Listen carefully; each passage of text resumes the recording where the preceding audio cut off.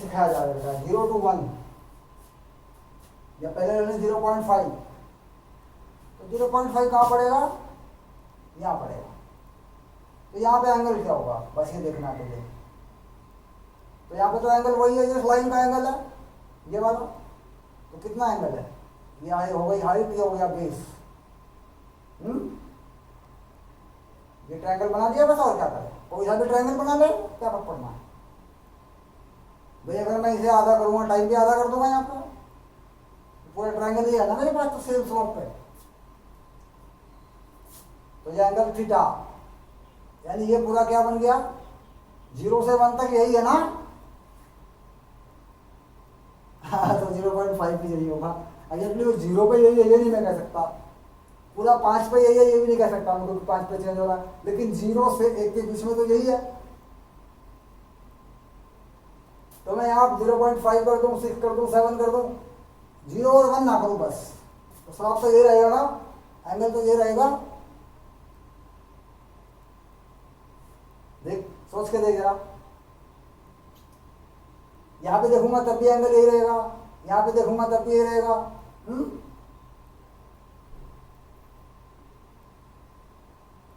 तो इस एंगल को निकालने का तरीका क्या है, ग्राफ का डाटा है। ग्राफ का डाटा मैंने दे रखा है कि 1 सेकंड पे 5 कूलम ट्रांसफर हो चुका है। 0 से 1 सेकंड के बीच में 5 कूलम का चार्ज ट्रांसफर होता रहा, हो गया, चल रहा है। तो करंट कितना हो रहा है यहाँ पे, 2.5 पे कितना हो रहा है, वही है जो यहाँ है, यहाँ है, यहाँ हर जगह वही है, 0 से 1 के बीच में। तो 5/1 हो गया, यही एंगल बनेगा, यही एंगल बनेगा इस ट्रायंगल में। यहां पे क्या बना बेटा, कोई एंगल नहीं बना, चार्ज हुआ ही नहीं ट्रांसफर। टाइम कितना है, 1 सेकंड है ना, 1 to 2 कितना टाइम है, 1 सेकंड का है, लेकिन चार्ज ट्रांसफर तो नहीं हुआ ना, तो 0 आ गया। ले, यहाँ पे कितना आ रहा है,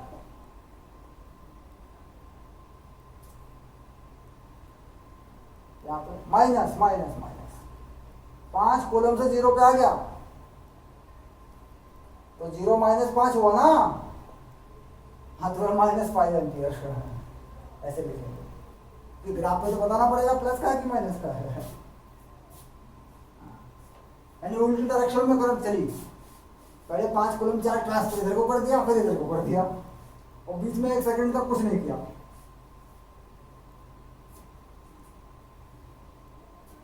तो क्लियर होगा डेटा,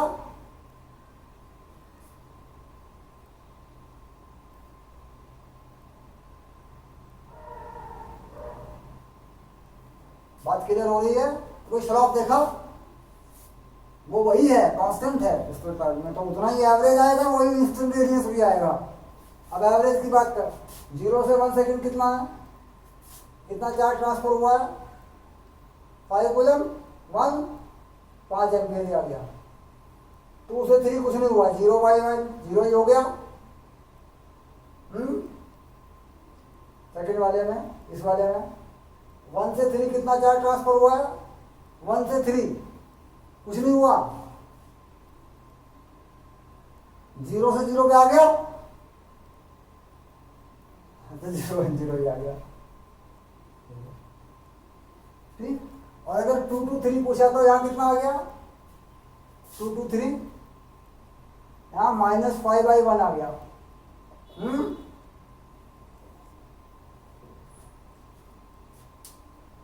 यानी अगर स्ट्रेट लाइन में है तो उस टाइम इंटरवल के बीच का एवरेज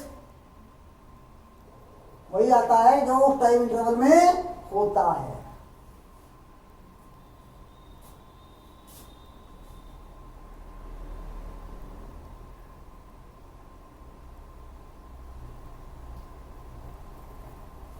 अगर हम ये कहें कि 0 सेकंड में बताइए कितना करंट है, तो मालूम नहीं है,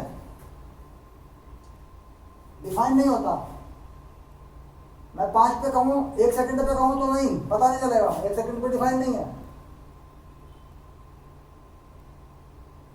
इंस्टेंटेनियस वैल्यू जहां जहां ग्राफ शुरू होता है, बदलता है, वहां पे डिफाइन नहीं होती। वो वहाँ डिफाइन होती है जहाँ ग्राफ डिफाइन हो जाता है। तो ग्राफ डिफाइन हुआ यहाँ पे डिफाइन हो जाएगी, यहाँ पे डिफाइन हो जाएगी, यहाँ पे डिफाइन हो जाएगी। यानी 0 पर नहीं, 1 पर नहीं, 2 पर नहीं, 3 पर नहीं, इनके बीच में कहीं भी डिफाइन हो जाएगी। और हाँ, इनके बीच के एवरेज वही निकलेंगे जो कि बीच में है। अब कोई चीज मान लीजिए 10 मीटर पर सेकंड से एक ही डायरेक्शन में जा रही है, 10 मीटर पर सेकंड से कोई चीज एक ही डायरेक्शन में जा रहा है कुछ एनी व्हीकल, तो उसका तो वही इंस्टेंटेनियस है, वो इसका आ जाएगा।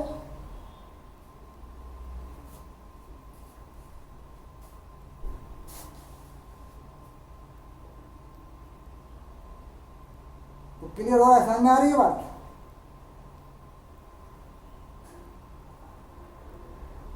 तो एक्चुअली आपके पास क्या है कि मैथमेटिकल सपोर्ट है,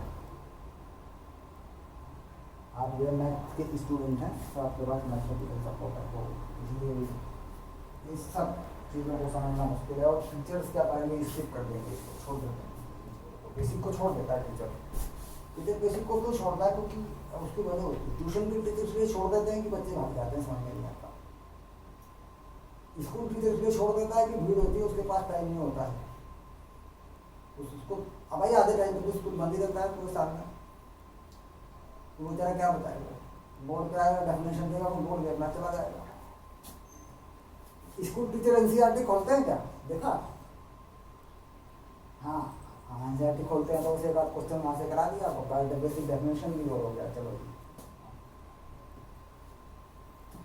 और ट्यूशन वाले क्या करते हैं, जो डेरिवेशन है उनके रट्टे मरवाते रहते हैं, उन्हीं पे छोटे छोटे न्यूमेरिकल कराते रहते हैं ताकि याद होता है। इसी बार के बोर्ड एग्जाम का फिजिक्स का पेपर देखना, पूरा बदल गया पेपर, पूरा पूरा पूरा पेपर एनालिटिकल है, इतना बढ़िया पेपर है बाबू। मतलब अगर ये कंसेप्ट पूरा बेसिक चलाया जाए फिजिक्स का, आराम से पढ़ाया जाए, तो मुझे 20-22 साल हो गए पढ़ाते हुए, मेरे पास कंटेंट यही है, स्टैंडर्ड कंटेंट।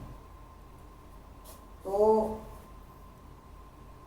इतना ईजी पेपर है कि फटाफट फटाफट फटाफट क्वेश्चन हो रहे हैं, 2-2 नंबर पे क्वेश्चन छोटे छोटे बने हुए हैं न्यूमेरिकल, पोटेंशियल पे छोटा सा क्वेश्चन बना हुआ।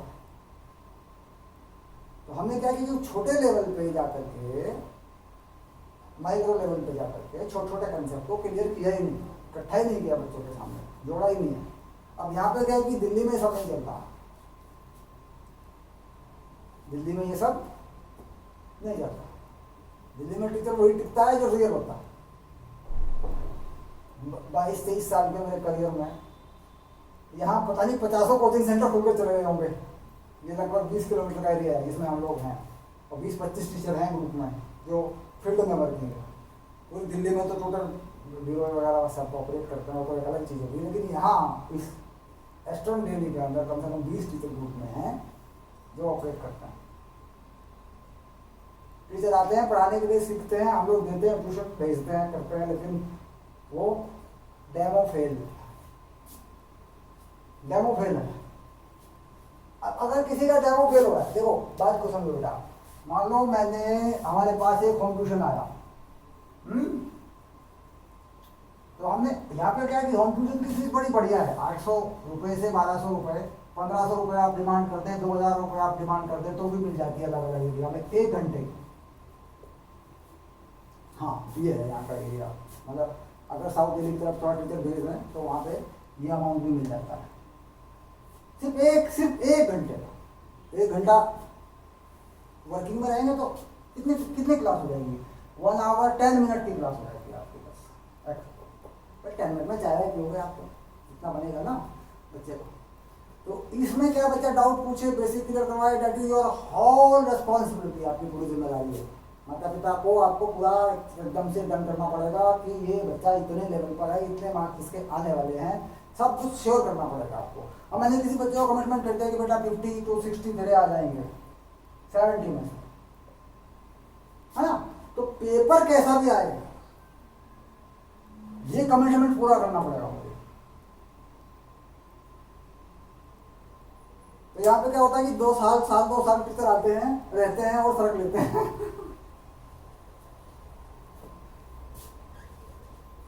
क्योंकि वो सर्वाइव नहीं कर पाते। अच्छा, अगर डेमो में टीचर फेल हो गया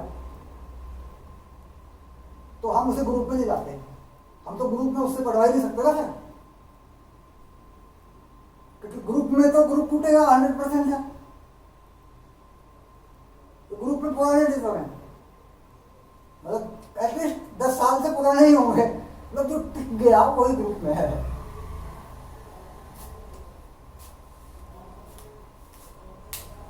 तो आज का जो कंसेप्ट था ये समझ में आ गया इतना मामला।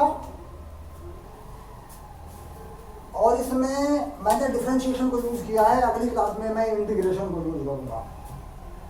और ये बेसिक पूरा करने के बाद मैं करंट इलेक्ट्रिसिटी का पहला डेरिवेशन, जो करंट का पहला डेरिवेशन बनता है एनसीईआरटी बुक के अंदर, क्लियर, फिर वहां से आपकी शुरुआत होगी, ठीक है।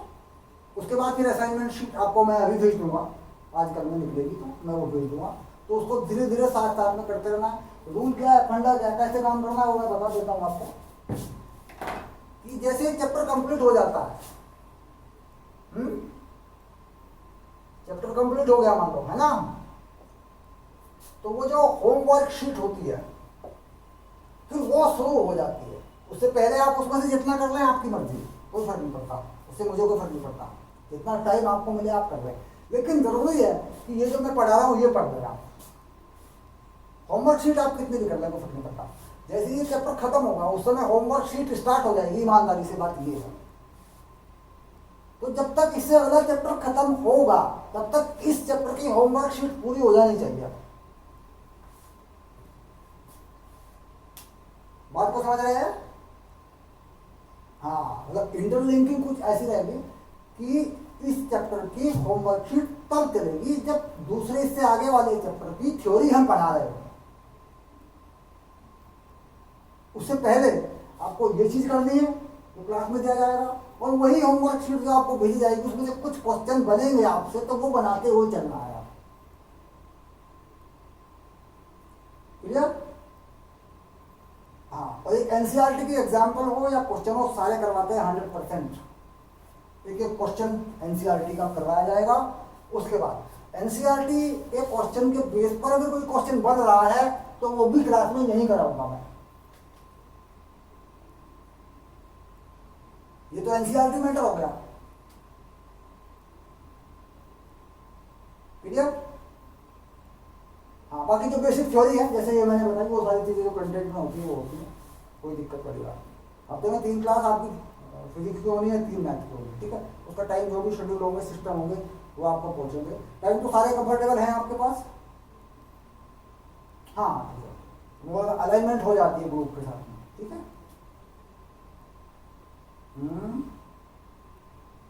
8:30 पे तो सारी क्लासें खत्म हो जाती है बेटा, 5-6 बजे के आसपास होती है सब क्लास। और तो स्कूल से आओगे तो उस टाइम पे क्लासें होती हैं। तो ये जो क्लास एक्स्ट्रा क्लास होती है ये तो आप रात में कभी भी कर लें, दिन में कभी कर लें, स्कूल की छुट्टी होगी, हाँ, तो इसका टाइम देके अपनी एक्स्ट्रा क्लास कर दे। यानी जैसे इलेक्ट्रोस्टैटिक्स को चेक करना है तो इस चैप्टर को बना लेते हैं पहले, थोड़ा ठीक कर लेते हैं इसको, फिर इलेक्ट्रोस्टैटिक्स को उस एक्स्ट्रा क्लास में चेक कर देंगे, ठीक है। Okay done. अच्छा, मैथ में क्या छूट गया? मैथ में कहाँ पहुंचे हुए हैं?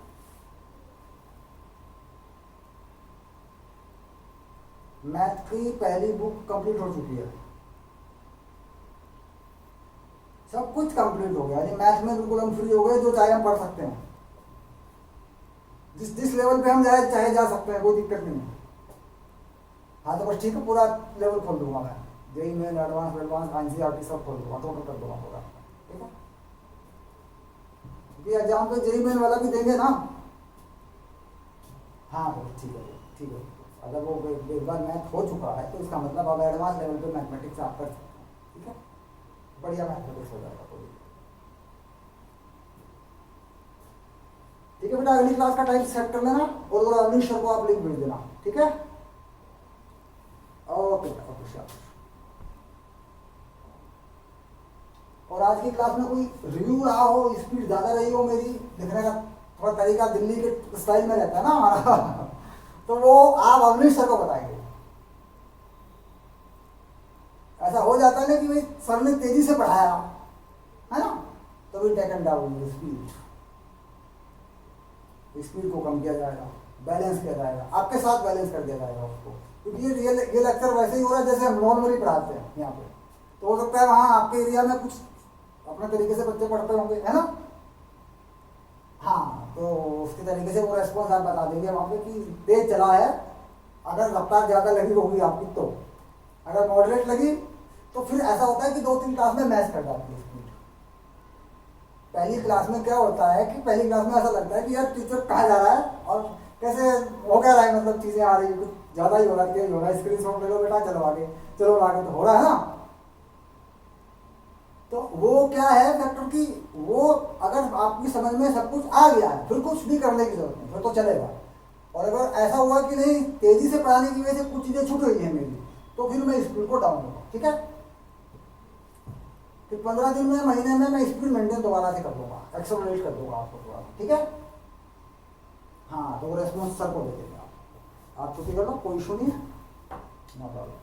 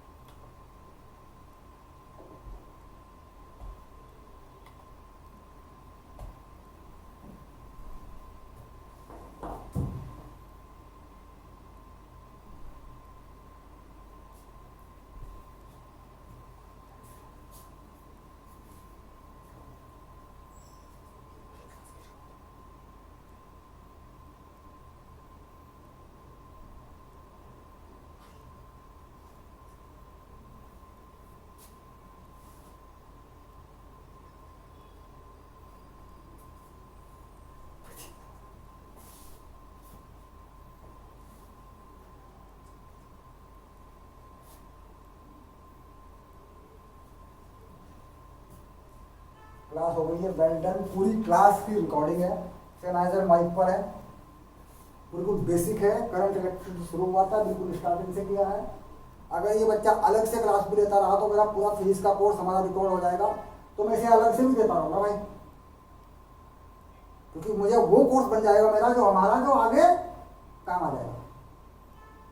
हाँ, तो उनसे बात करके पूछिए बेटा स्पीड कैसी रही, क्योंकि स्पीड ज़्यादा रहती है दिल्ली में। मैंने कहा बेटा यहाँ स्पीड थोड़ी ज़्यादा रहती है, तो आप सबसे पूछिएगा, रेस्पॉन्स दीजिए, अपना स्पीड कम करनी है, क्या करना है, कितना समझ में आया सब कुछ, फिर तो ठीक है। अगर नहीं आया तो फिर अटक रहे हैं तो फिर वो बताइए, पूरा रेस्पॉन्स दीजिए आप, और अपनी अगली क्लास का अरेंजमेंट कीजिए, मैथ की क्लास कर दीजिए। मैथ उसका एक बार हो चुका है, ठीक है, तो एडवांस लेवल पे मैथ चलेगा थोड़ा सा, वो बढ़िया है मेरे लिए, ठीक है, ओके।